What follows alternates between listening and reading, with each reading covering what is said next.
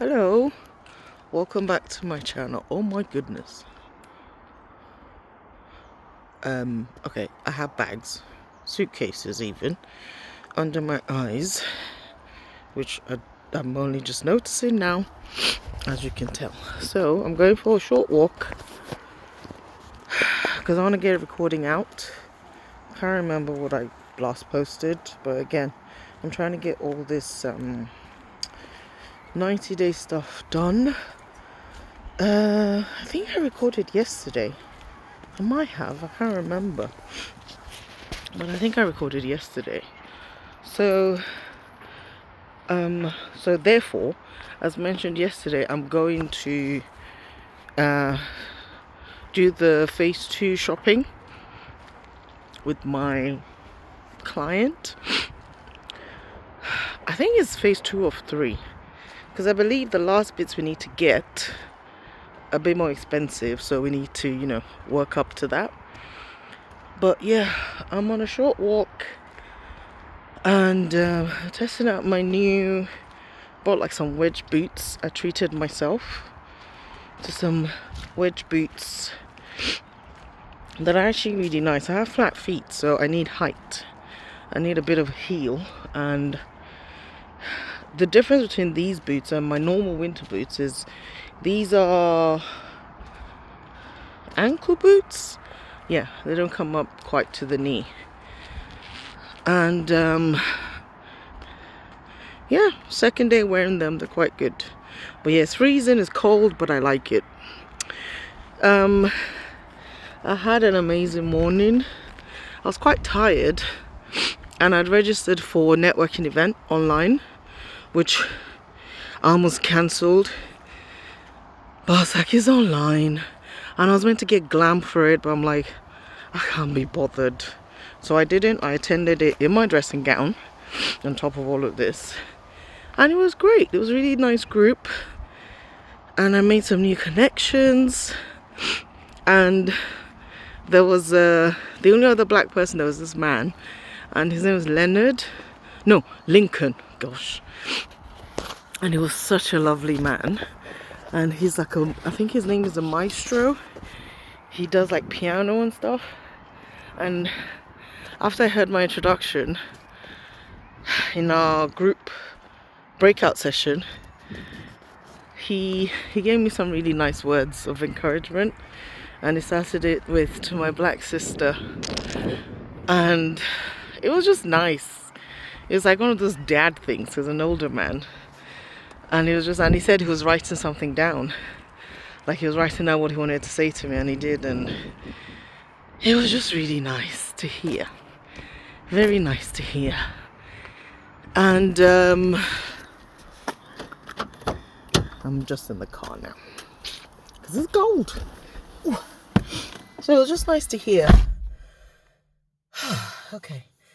And he kind of sort of did like I look massive in this thing, but I think I've got 4 layers on.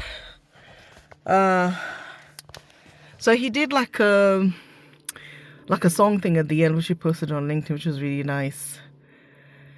But yeah, it was just nice to have validation from someone you've just met.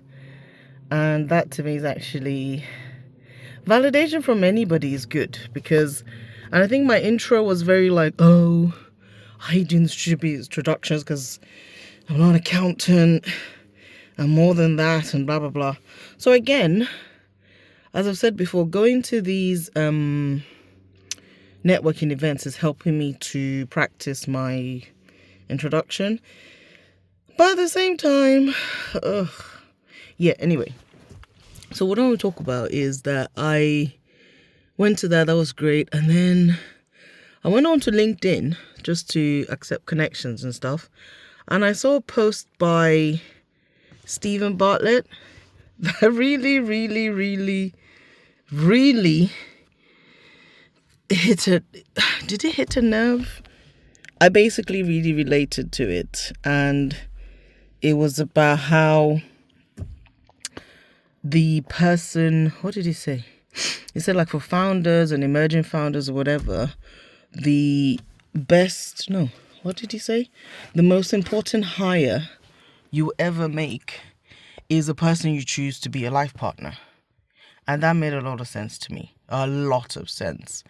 And he went on to talk about he interviewed a female founder, I think in LA or somewhere,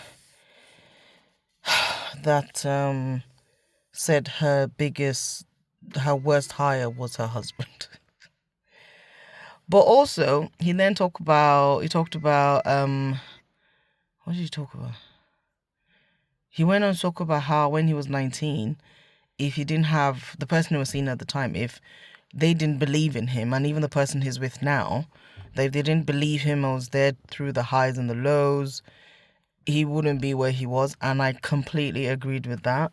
I would repost that several times if I could. I think I've saved it because I want to go read it again properly. I've read it, but I'll read it again. And yeah, he said that. And then the other thing I saw was something reposted by someone I recently started following. And I believe the person that reposted it used to be an accountant or something. And then she was also doing YouTube. And then now she quit the account to do YouTube properly. And that's what she does for a living now. And what she reposted was this young lady, I believe she's 24. It was this young lady saying that she's a doctor, she's a medical doctor, but her title on the picture she posted literally just said, "I am done." And what she put there was like, she's quitting being a doctor in 2026. Which I then read, obviously I read the whole thing. The first thing she said was YOLO, which is my favorite thing to say. And she went on to explain how is in its literal sense, YOLO, you only have one life. And when she went to medical school, when she started at 18, her main thing was that she wanted to help people. She wanted to, but she's since realized at her very young age that there's so many other ways you can help people. And so it's not just about being a doctor. And she's like, she's underpaid, she's underrated, unappreciated by patients and colleagues. And if I could add a billion applause emojis to that, I would have. But I added some, and I did say to her that, I think I said something like, "Beautiful young lady, I don't know you, but I am so proud of you. I am with you, I support you, and you can do this." And in a way, it was kind of like me speaking to my 24-year-old self, in a way. And for me, I've always said that for every day you have breath in you, you have life, you can start again, you can do it again, you can retrain or something, you can learn something else. On the networking thing today, there's one of my contacts on it that I know from other things. Actually, I met her at the gym earlier this year. Is like learning she's offering this subscription program where you can learn how to do copywriting properly, because most people can't afford to hire one. And it will just teach you to learn how to write content better for your blogs, for this, for that. And I was like, yes, please.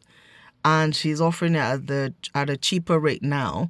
And I hope it's one of those you can cancel at any time, because, Yeah, so that was quite good. And then on the other flip side, on the positive side still, I got 2 different calls. One from my friend about a temporal, and like, are you still available? I'm like, yeah. Can you work? It's a lower pay. I said, listen, as long as it's paying money, I don't care if it's less than what I should be getting. I need something right now. So I'm going to hear back from her on that one, hopefully today.